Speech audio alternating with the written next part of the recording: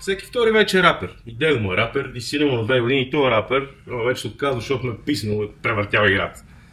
Чай сложи фейса.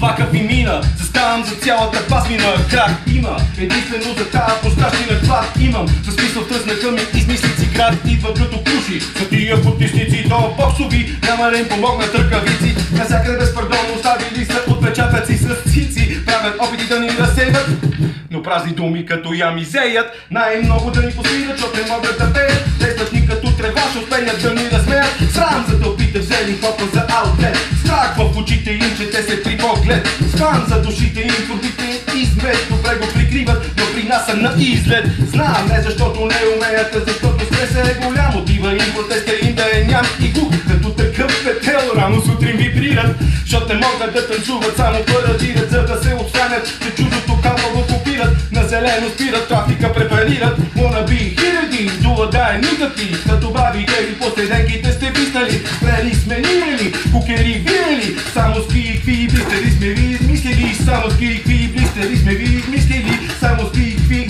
блистери сме ви измислили. Ама с гледане не става, брат.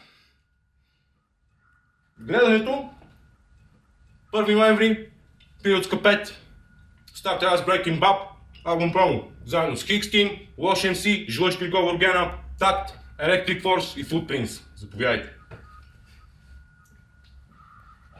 И сме готови. Wannabe, хиляди, do or die, никакви. Като бабите ги поседенките сте виснали. Спрели сме ниели, букери виели. Само с кикви блистери сме ви измислили, милички.